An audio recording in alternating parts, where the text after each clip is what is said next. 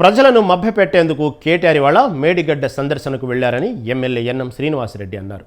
కాళేశ్వరం ప్రాజెక్టులోని 3 బ్యారేజీలలో నీరు నిల్వ చేస్తే ప్రమాదమని ఎన్డీఎస్ఏ చెప్పిందన్నారు. హరీష్ రావుకు అన్ని నిజాలు తెలుసు కాబట్టి తెలివిగా మేడిగడ్డ సందర్శనకు వెళ్లలేదని చెప్పారు. కాంగ్రెస్ ప్రభుత్వానికి ప్రజలే ముఖ్యమంటున్న ఎన్ఎం శ్రీనివాసరెడ్డితో మా ప్రతినిధి రాజు ఫేస్ టు ఫేస్. బీఆర్ఎస్ నేతలు కేటీఆర్ ఆయన బీఆర్ఎస్ బృందం కూడా మేడిగడ్డ సందర్శనకు వెళ్ళింది. ఇదే అంశం మీద మనతో మాట్లాడడానికి ఎన్ఎం శ్రీనివాసరెడ్డి గారు ఉన్నారు. సార్, ఏంటి నిజంగానే ఒక అపవాదం మూటగట్టేందుకే ప్రభుత్వం ప్రయత్నిస్తుందా? ప్రాజెక్టు బాగానే ఉన్నప్పటికీ కూడా ఈ విధమైనటువంటి ఆరోపణలు చేస్తూ ఉందంటూ కేటీఆర్ ఆరోపిస్తున్నారు. ఇప్పుడు ప్రాజెక్టు బాగా ఉంది అని చెప్పాల్సింది కేటీఆర్ కాదు, ఇంజనీర్స్ చెప్పాలి. డ్యామ్ సేఫ్టీ కోసం ప్రత్యేకంగా నియమించబడ్డ సంస్థ కేంద్ర ప్రభుత్వ సంస్థ, రాష్ట్ర ప్రభుత్వం కూడా వాళ్ళు చెప్పాలి.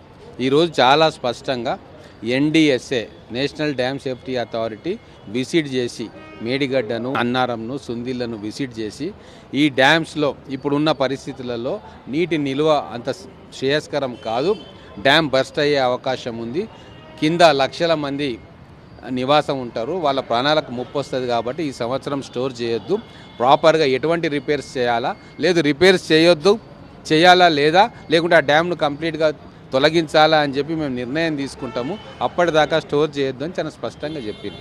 ఇక వాళ్ళంత స్పష్టంగా ఇంజనీర్స్ చెప్పిన తర్వాత మిడిమిడి జ్ఞానంతో వాళ్ళలాగా మేము చేయదలుచుకోలే.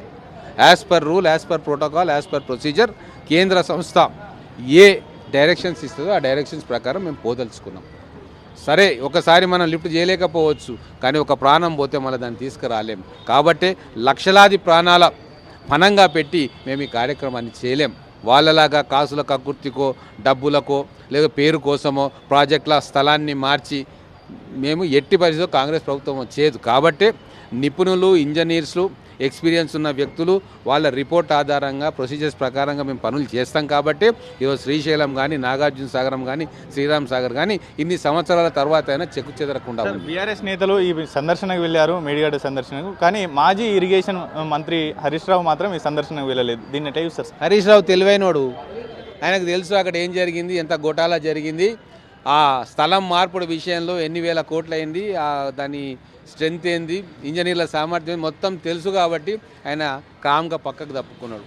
ఎందుకంటే నిజంగా పేరు వచ్చే కార్యక్రమం ఉంటే కేటీఆర్ కంటే ముందే ఆడ హెలికాప్టర్ వేసుకొని వాళ్తుండే. ఆయన గురించి మనందరికీ తెలుసు. పోలేదంటేనే అర్థమవుతా ఉంది కేటీఆర్ చేసేది తప్పు వాదన, అది ప్రజల్లో ఎక్కదు, కేటీఆర్ దొరికిపోతాడు అని చెప్పి. హరీష్ రావు కూడా మనసులో ఏముంది, కేటీఆర్ అంటే ఆయన బఫూన్ కావాలి ప్రజల ముందనే కోరుతున్నాడు కాబట్టి ఆయన కావాలని చెప్పి అవాయిడ్ చేసిండు. సార్, మేడిగడ్డను ఈ మరమ్మతులు చేసి కొనసాగిస్తారా, లేకపోతే గతంలో కాంగ్రెస్ పార్టీ తలపెట్టినటువంటి తుమ్మిడిహెట్టి వద్దనే కొత్త ప్రాజెక్టు నిర్మాణం చేస్తారా?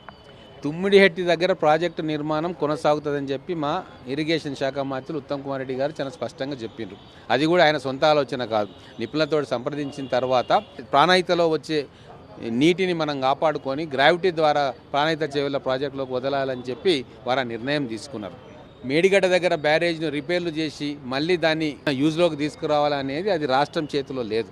అది కేంద్ర ప్రభుత్వ సంస్థలు వాళ్ళ నిపుణులు వచ్చి ఎగ్జామిన్ చేస్తూ ఉన్నారు. వాళ్ళ రిపోర్ట్, పూర్తి స్థాయి రిపోర్ట్ వచ్చిన తర్వాత వాళ్ళ సూచనలు అనుసరించి ఆ ప్రాజెక్టు నిర్మాణం కానీ రిపేర్లు కానీ జరుగుతాయి. హరీష్ రావు తెలివైన వాడు కాబట్టి ఈ సందర్శనకు వెళ్ళలేదంటూ కూడా ఆయన కామెంట్ చేస్తున్నటువంటి పరిస్థితి ఉంది. కెమెరా పర్సన్ గిడ్డయ్యతో రాజు, స్వతంత్ర టీవీ, హైదరాబాద్.